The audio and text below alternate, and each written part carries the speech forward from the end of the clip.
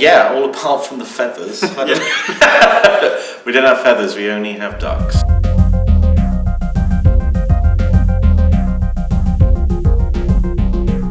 Yeah, live scoreboards are there, identical again to the 360 version.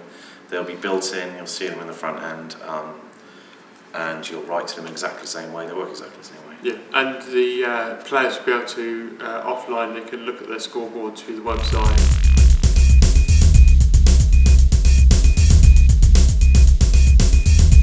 No, I mean, what I would recommend is a private room and then everyone works together. Yeah. But yeah, it's always through the voting system. I'm sure it's not that hard to influence if you're playing with a bunch of friends to say all vote for the same track. We achieve it in-house quite a lot.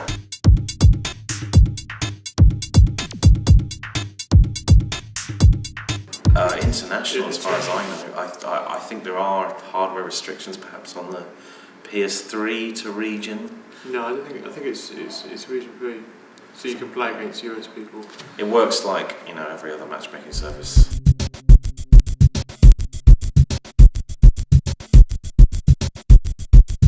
The ones that were suggested for the Xbox are basically copy for copy for the PlayStation because they're very similar pad layouts.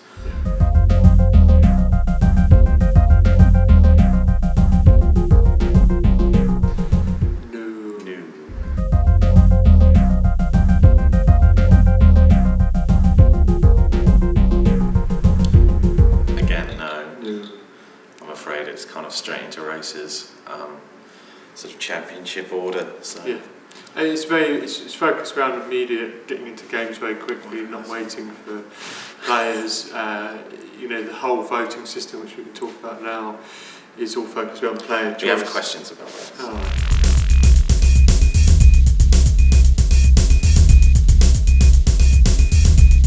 that? Championship mode / career mode online is basically just a straight championship mode. You don't get any of the kudos stuff.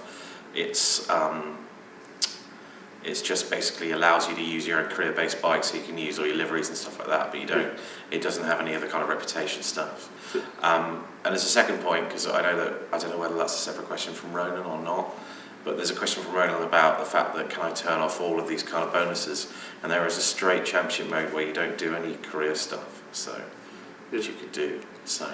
And also in multiplayer, you can choose to create a arcade room which will have all the bonuses on. So players have that choice between a career room which doesn't have any of it and an arcade room where it does.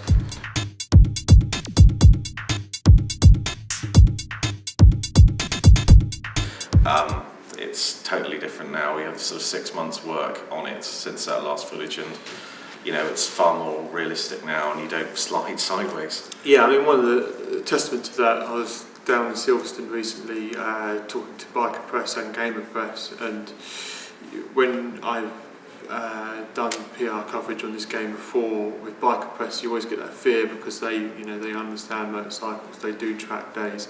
They far much have an understanding of how it's supposed to handle versus the Gamer Press who just want a fun game experience, and they were all giving us really positive feedback. They were all really loving the 800cc handling in particular because that was, is the more simulation focused out of all the 3 models, whereas the 125 is a little bit more arcadey and a bit more fun for the player.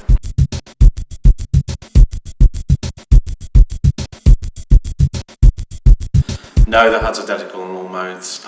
It's obviously quite a stylish choice.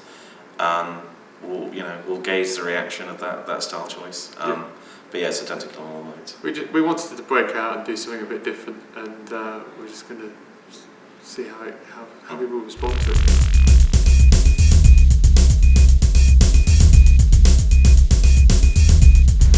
No, sadly, there's no Microsoft 360 branding. Could be an idea. We could ask for lots of money. I don't know. But there isn't at the moment. They're all kind of lacking any real-world branding. They're just kind of fantasy stuff that you colour yourself.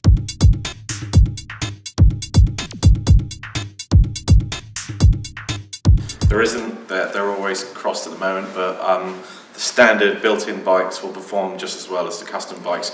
The custom bikes just allow you to take your own paint job online, and it kind of, you know, when you're investing a lot of time in career mode, you can then take that investment and show it off. Yeah. But there isn't actually any performance difference. The main difference you get with the custom bike as well is that you can also do the bike setup during career mode, so you can configure your gear ratios, and, your wheelbase and various other settings specifically to that bike, and then when you're on that track in online, it has those settings. But for those who want to completely balance, if they want to eliminate custom bikes altogether, they can play the arcade mode experience, which is just built-in bikes.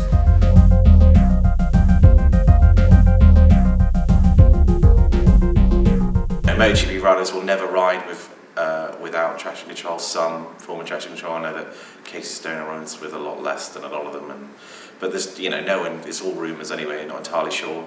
Great found out that they have like different presets based on parts of the track, which obviously we don't do, but essentially you'll just have a slider bar and it will be how severe the traction control is.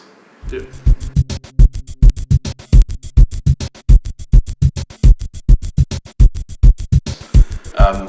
Well, first you can turn off the AI, so if you don't like them, turn them off.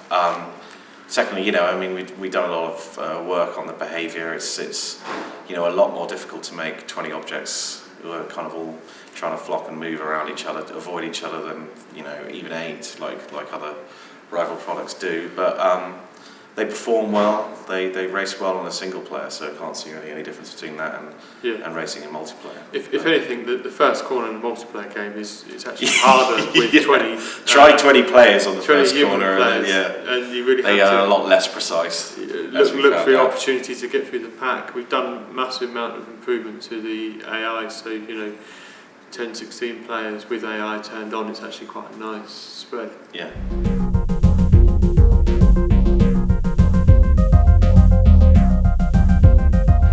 The maximum number of players the title supports. Yeah.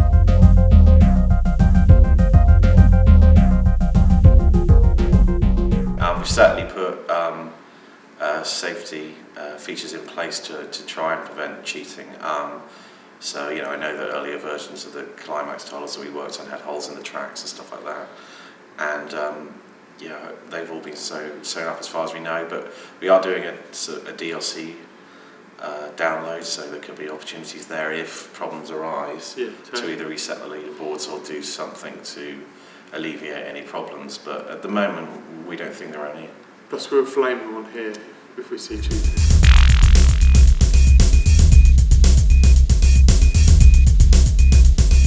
If you want to go on the Ghost leaderboards, then you have to upload your Ghost. So if you create a time and time trial, it's there for the world to see, and that's kind of the point, that it's sharing the knowledge. It's, you look at other titles that have that kind of frame of reference. It actually tries to level the playing field as a few people discovering certain exploits, well, not exploits hopefully, but certain techniques that the world can't see.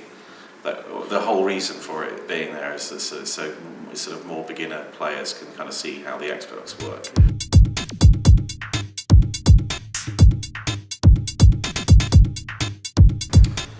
The HUD again. There's a lot of strength and feedback. I have to sort of gauge the reaction again, but for instance, I was very keen to kind of get feedback that you might not detect in other games. So it indicates when you're slipstreaming, it indicates the rate of tire wear as well as the level of tire wear and stuff like that. So it also indicates we have like a soft penalties when you go off the track, so it indicates whether you you've accrued red time or whether you've got a clean section or not. So if you just come off for a tenth of a second, you're not going to be penalised. But if you try and cut a whole chicane, then you can see that clean section bar getting redder and redder until it locks red, and then until you get through another clean section and finish that section, it doesn't reset. So you're getting constant feedback of how you're performing on your lap.